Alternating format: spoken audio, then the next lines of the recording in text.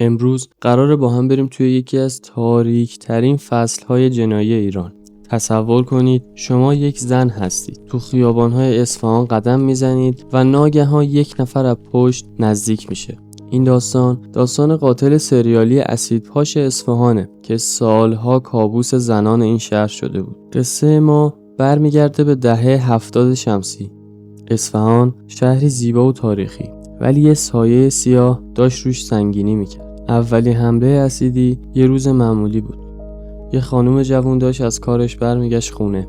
خیابان شلوغ بود. آدم‌های زیادی اطرافش بودن. ولی ناگهان یک نفر از پشت بهش نزدیک شد و محتویات یه قوطی رو صورتش ریخت. صدای جیغ اون زن هنوز تو گوش شاهدان زنده است. اسید سولفوریک، یکی از خطرناکترین مواد شیمیایی که میتونه تو عرض چند ثانیه زندگی یه نفر رو برای همیشه تغییر بده. اما این تنها یه حادثه تکی نبود. طی ماه‌های بعد حملات مشابه دیگری تکرار شد. قاتل ما یه الگوی خاص داشت. اول، همیشه هدفش زنان جوان و تنها بودن. دوم، همیشه از پشت سر حمله میکرد. سوم، همیشه توی خیابان‌های شلوغ عمل میکرد. و چهارم، بعد از حمله مثل دود تو هوا محو میشد. تا اون موقع بیش از 15 زن قربانی شده بودن. صورت‌های سوخته، زندگی‌های ویران شده و خانواده‌هایی که تو غم و اندوه فرو رفته بودن. خبر حملات اسیدی مثل آتش توی اصفهان پخش شد. زنان دیگر جرئت نداشتن تنها بیرون برن. خیابان‌هایی که قبلا پر از زندگی بود حالا خلوت شده بود. پلیس هم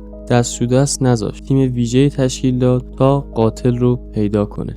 ولی مشکل اینجا بود که هیچ شاهد قابل اعتمادی نداشتن. همه میگفتن یه مرد متوسط قد معمولی، صفات کلی که توی هر شهری صدها نفر باهاش تطبیق میکرد. دوربین‌های امنیتی هم اون موقع مثل الان نبود. تکنولوژی پیشرفته‌ای هم در دسترس نبود. کارشناسان روانشناس نظریات مختلفی داشتن. نظریه اول این بود که ممکنه قاتل یه تجربه تلخ با زنان داشته باشه. شاید مادرش، همسرش یا عشقش بهش خیانت کردن. نظریه دوم که اونا دادن اینه که ممکنه مشکل روانی داشته باشه و نوعی انحراف جنسی که از طریق آسیب رسوندن به دیگران ارضا میشه. نظریه آخرم این بود که شاید قصدش کشتن نبوده، بلکه میخواسته زنان رو برای همیشه ناقص کنه تا دیگه جذابیتشون رو از دست بدن. بعد از ماه‌ها تلاش پلیس به چند تا سرنخ مهم رسید. سرنخ اول این بود که قاتل احتمالاً اهل اصفهان بود چون خوب با خیابونای اونجا آشنا بود. سرنخ دوم این بود که ممکن بود شغلی داشته باشه که بهش دسترسی به اسید سولفوریک رو میداد. و سرنخ آخر این بود که احتمالاً مرد مجردی بین 30 تا 45 سال باشه. تو یکی از حملات آخر قاتل یه اشتباه کرد. یکی از قربانی‌ها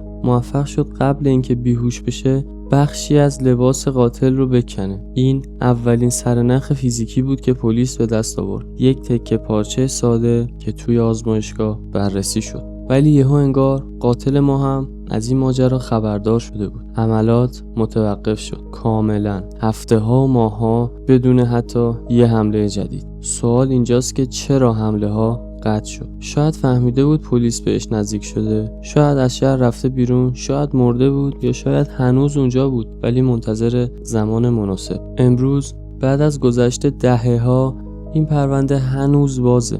قاتل سریالی اسیدپاش اصفهان هیچ وقت دستگیر نشد. قربانی هایی که زنده موندن هنوز با عواقب اون حملات زندگی میکنن. صورتهای زخمی، روحهای شکسته و خانواده هایی که هنوز منتظر عدالتن. سوال نهایی اینه که آیا این قاتل هنوز زنده است؟ آیا ممکنه جایی توی اصفهان باشه و زندگی عادی بکنه؟ آیا کسی که کنارتون نشسته یا امروز دیدینش ممکنه همون فرد باشه؟